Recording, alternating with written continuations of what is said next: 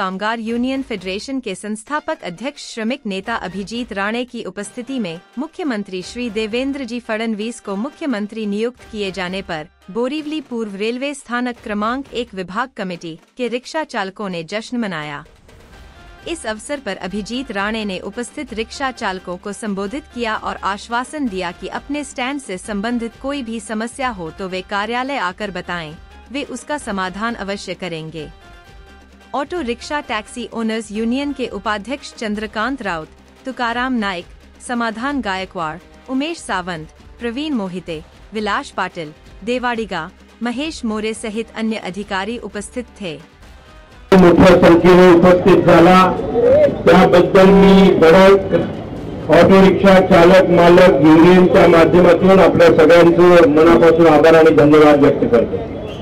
सकाळपासून जवळपास 20-22 हजार रिक्षा चालकांना भेटण्याचा योग आला। मुंबई शहरामध्ये जवळपास 800 अधिक रिक्षा स्टँड आणि प्रत्येक स्टेशनला जवळपास 10-12 स्टेशन स्टँड आहेतच। आपण एक जल्लोषाचं वातावरण आपले मोठे भाऊ आपल्या कुटुंबातले प्रमुख आदरणीय देवेंद्रजी मुख्यमंत्री झाले, आपल्या हक्काचा माणूस मुख्यमंत्री झाला, या भावनेने आपण गरज कामगार युनियन जी देशामध्ये जवळपास 7 लाख कामगारांचं नेतृत्व करते, 1800हून अधिक युनिट्स त्यामध्ये government, semi government, national, multinational, नाका कामगार असेल, हॉकर असेल, अशा वेगवेगळ्या क्षेत्रात हातावर काम करणारे जे कर्मचारी आहेत त्या कर्मचाऱ्यांचं, ज्या कामगारांचं नेतृत्व करते ती गरज कामगार युनियन। या युनियनचे सर्व आदरणीय देवेंद्रजी हे या युनियनचे प्रमुख आहे आणि त्यामुळे आपण सगळेच त्यांचे कार्यकर्ते आहोत, त्यांच्या टीम मधले आहोत आणि म्हणून आपलं काहीतरी देणं लागतं या भावनेने आपण सगळीकडे एका जल्लोषाचं वातावरण आपण तयार केलेलं आहे। पूर्ण महाराष्ट्रभर असे छोटे छोटे कार्यक्रम पुढचे 15 दिवस आपण राबवणार आहोत। आपल्या घरातला माणूस ज्यावेळेस मुख्यमंत्री होतो त्यावेळेस आपले अधिकार, आपल्याला ज्या गोष्टी पाहिजे, आपल्या ज्या काही अडचणी आहेत, अनेक वर्ष आपण बोरिवली या विभागामध्ये, मला आनंद होतोय कालच नाईकजींशी मी बोलत होतो तेव्हा या 1 नंबर स्टँड पासून ते खास करून बोरिवली ईस्ट, बोरिवली वेस्ट असे दोन्ही मिळून जवळपास 4500 रिक्षावाल्यांचं नेतृत्व आपली ही युनियन करते। या ठिकाणी रिक्षावाल्यांच्या अनेक समस्या आहेत। या आपण जर ईस्ट प्रभागाचे जर आपण विषय जाणून घेतले तर मी या प्रभागाचे जे आमदार आहेत सन्माननीय संजय उपाध्यायजी यांच्याशी त्या संदर्भात आपण चर्चा केलेली आहे। हा बाजूला जो बस स्टॉप आहे, हा बस स्टॉप या सगळ्या रिक्षा चालकांसाठी अडचणीचा ठरतोय।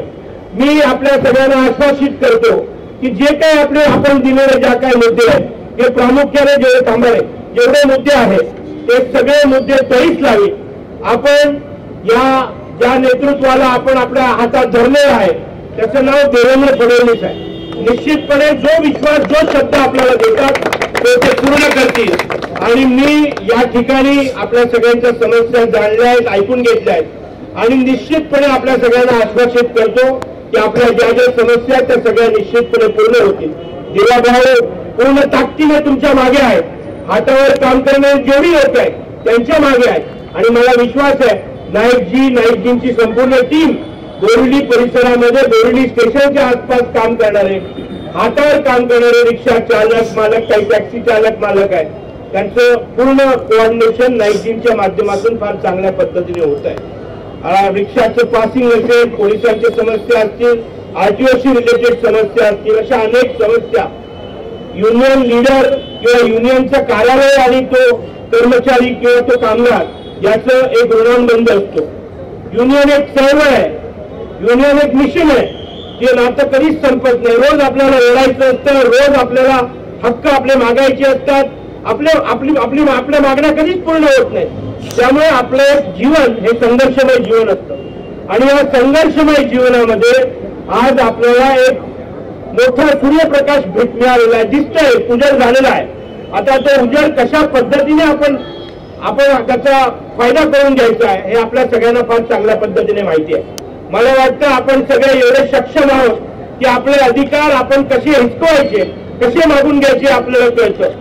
पण ज्यावेळेस देणारा आपल्या हक्काचा असेल त्यावेळेस आपण आपले लाभ होतात. आपल्याला आपल्या जे काही गरजा आहेत, ज्या बेसिक गरजा आहेत, आज इलेक्ट्रिक रिक्षा असतील किंवा मुंबई शहरामध्ये ओला उबेरनी आपल्या सगळ्यांचे धंदे खेचून घेतलेले आहेत. तर त्याकरता काही आपण नवीन स्कीम घेऊन येऊ शकतो.